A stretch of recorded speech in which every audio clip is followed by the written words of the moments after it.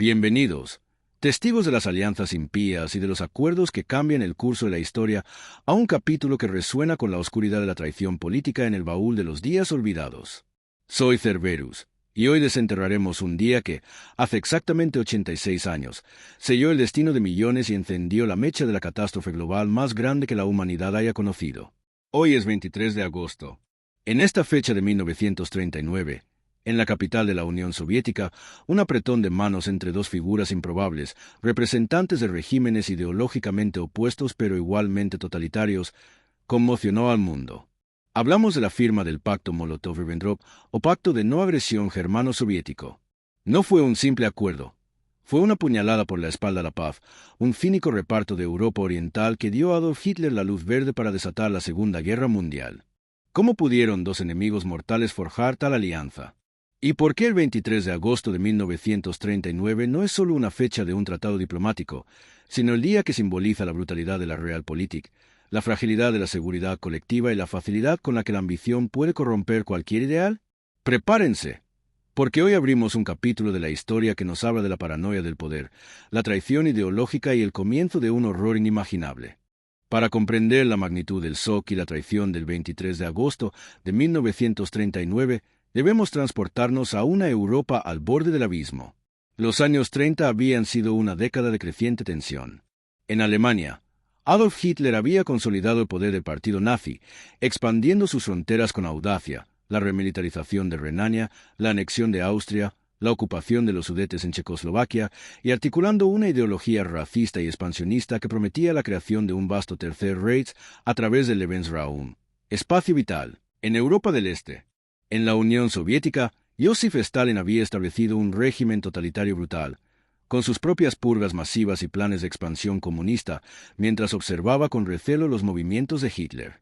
Las potencias occidentales, Gran Bretaña y Francia, aún traumatizadas por la Primera Guerra Mundial, habían intentado una política de apaciguamiento, esperando que las concesiones a Hitler evitaran un nuevo conflicto.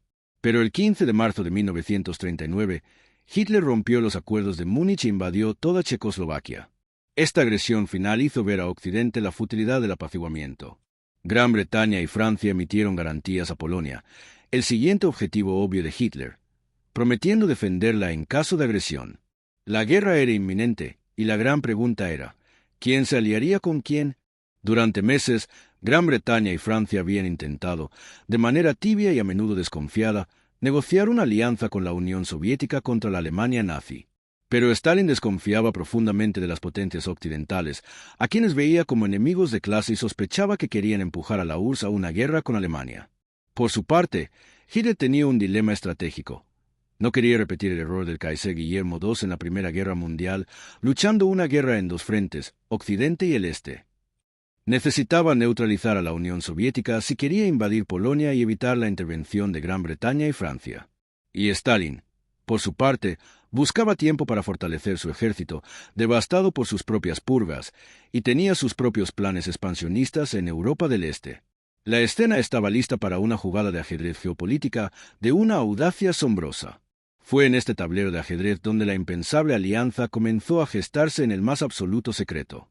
A principios de agosto de 1939, mientras las negociaciones anglo-franco-soviéticas se estancaban en Moscú, Stalin y Hitler, a través de sus embajadores, iniciaron contactos directos. La velocidad y el secretismo fueron asombrosos. De la noche a la mañana, el ministro de Asuntos Exteriores de la Alemania nazi, Joachim von Ribbentrop, voló a Moscú, un viaje que habría sido impensable solo unas semanas antes. El mundo observaba con incredulidad y confusión. ¿Qué significaba esta visita? La tarde del 23 de agosto de 1939, Ribbentrop aterrizó en el aeropuerto de Moscú, siendo recibido con todos los honores. Esa misma noche, en el Kremlin, se reunió con Vyacheslav Molotov, el ministro de Asuntos Exteriores soviético, y con el propio Joseph Stalin. Las fotos de Ribbentrop brindando con Stalin, o posando sonriente junto a el Molotov, serían imágenes icónicas de la vergüenza política. Tras unas pocas horas de negociación, se redactó y firmó el Pacto de No Agresión Germano-Soviético. Públicamente, era un acuerdo simple. Ambas naciones se comprometían a no atacarse mutuamente durante 10 años y a no unirse a ninguna alianza que fuera hostil a la otra. El mundo exterior, A pesar del shock, interpretó esto como un tratado de neutralidad. Pero la verdadera oscuridad del pacto residía en su protocolo adicional secreto. Este documento, mantenido oculto durante décadas y cuya existencia fue negada por la Unión Soviética hasta la era de Gorbachov, era un acuerdo para la división de Europa Oriental en esferas de influencia germano-soviéticas. Lituania, Letonia, Estonia y Finlandia quedaron bajo la esfera de influencia soviética. Y, lo más crucial, Polonia sería dividida entre Alemania y la URSS.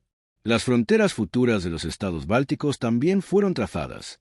Era un reparto cínico de naciones soberanas, una conspiración para desmantelar estados independientes y expandir los imperios totalitarios, disfrazado de un pacto de no agresión. La firma de este pacto fue un shock sísmico para la política internacional. Para Hitler, era el cheque en blanco que necesitaba. Le garantizaba que no tendría que luchar en dos frentes y que Gran Bretaña y Francia, por muy indignadas que estuvieran, no podrían salvar a Polonia de una invasión doble. El camino estaba despejado. Solo una semana después, el 1 de septiembre de 1939, Alemania invadió Polonia desde el oeste, desatando la Segunda Guerra Mundial. 16 días después, el 17 de septiembre, la Unión Soviética invadió Polonia desde el este, cumpliendo su parte del pacto secreto. Polonia fue brutalmente aplastada y dividida entre los dos agresores. El pacto también dio a la Unión Soviética vía libre para anexionarse los estados bálticos, Estonia, Letonia y Lituania, en 1940, tras ultimátums y ocupaciones militares. Finlandia fue atacada en la Guerra de Invierno, 1939 a 1940, aunque a un costo mucho mayor de lo esperado para la URSS. Rumanía se vio obligada a ceder Besarabia y el norte de Bucovina a la Unión Soviética. Millones de personas en Europa del Este quedaron bajo el yugo de la opresión, primero nazi, luego soviética, o ambas. La traición ideológica de dos enemigos jurados había tenido consecuencias catastróficas. El pacto Molotov-Ribbentrop del 23 de agosto de 1939 es, por lo tanto, una fecha de profunda vergüenza y un oscuro recordatorio de la Realpolitik en su forma más brutal. Expuso la naturaleza moral de los regímenes totalitarios, donde la ideología, fascismo vs comunismo, era un mero pretexto para la búsqueda de implacable poder y expansión territorial. Para Hitler, fue una victoria táctica que le permitió concentrar sus fuerzas en el oeste. Para Stalin, fue un intento de ganar tiempo y de expandir la esfera de influencia soviética, aunque finalmente resultó ser una alianza de conveniencia que terminaría en una monumental traición. El legado de este pacto es inmenso. No solo desencadenó la Segunda Guerra Mundial, con sus más de 70 millones de muertos, sino que también condenó a las naciones de Europa del Este a décadas de dominación soviética, una herida que tardaría medio siglo en cicatrizar. Las víctimas de la masacre de Katyn, las deportaciones masivas y las supresiones de identidades nacionales, todo tiene sus raíces en este acuerdo secreto. Que el eco de ese apretón de manos cínico en Moscú nos sirva como un eterno recordatorio de la fragilidad de la paz, la peligrosidad de los pactos con la tiranía y la necesidad de recordar las lecciones de la historia para defender la soberanía y la libertad de todas las naciones. Al cerrar hoy el baúl de los días olvidados, nos despedimos de un capítulo que encierra la infame alianza entre enemigos, un pacto que desató el horror de la guerra y redefinió el destino de Europa. Gracias por acompañarnos en este viaje extendido a través del tiempo.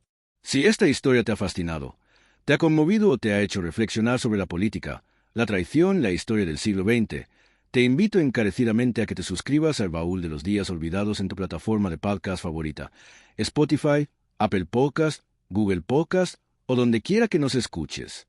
No olvides dejar una reseña, ya que eso nos ayuda a crecer. Y, si te ha parecido importante, comparte este episodio con alguien a quien le apasione la historia o simplemente con alguien que necesite comprender el profundo significado de este día en la génesis de la Segunda Guerra Mundial. La próxima vez, desempolvaremos otra efeméride, otra historia que espera ser contada y reflexionada. Hasta entonces, soy Cerberus, y te espero en el próximo capítulo del Baúl de los Días Olvidados.